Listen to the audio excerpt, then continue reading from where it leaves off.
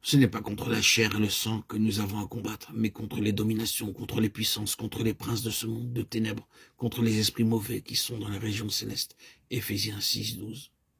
Combien de choses sont contenues dans cette seule phrase, ce monde de ténèbres?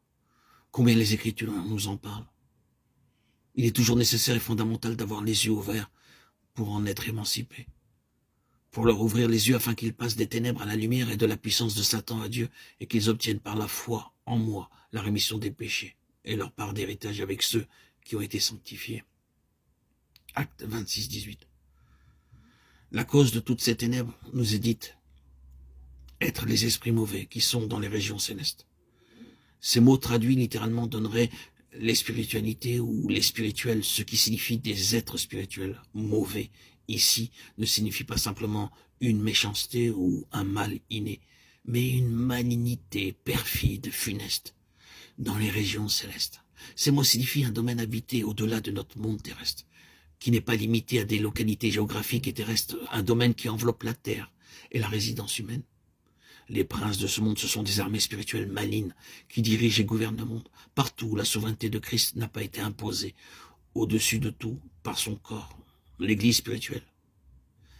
Les dominations et les puissances, les autorités représentent un ordre, un rang, une méthode, un système.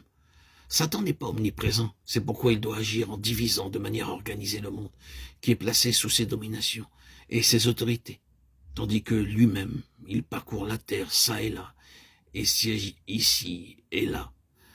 Satan, répondit l'Éternel, je viens de parcourir la terre et de m'y promener. Job 2.2.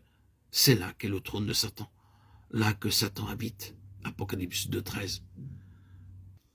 L'apôtre nous dit qu'il nous faut chercher l'explication des situations dans l'invisible, derrière les apparences immédiates. Ce qui nous paraît naturel a très souvent sa source dans ce qui est surnaturel. L'homme essaie toujours de donner une explication naturelle aux choses, et il cherche à les corriger par des moyens naturels. Mais lorsqu'il rencontre une situation dans laquelle sont engagés les intérêts du Christ de Dieu, il est réduit au silence et battu. De telles situations sont devenues aujourd'hui l'expérience habituelle, non plus que cela, l'expérience écrasante des serviteurs de Dieu, dans tous les lieux de témoignage de ce monde.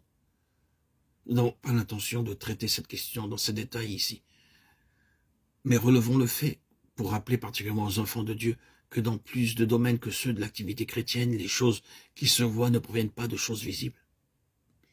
Hébreux 11.3. Mais que des multitudes de choses qui, dans notre vie quotidienne, sont hostiles aux intérêts spirituels, doivent trouver leur explication derrière la scène. Soulignons encore le fait que cette union spirituelle avec Dieu dans la valeur éternelle de la croix de Christ signifie que notre valeur efficace et suprême est dans le domaine spirituel. Nous qui sommes des esprits divins, nous devons être fortifiés par le Saint-Esprit pour avoir en Christ l'ascendant et l'autorité sur des esprits sataniques et connaître ainsi quelque chose de plus que l'autorité terrestre.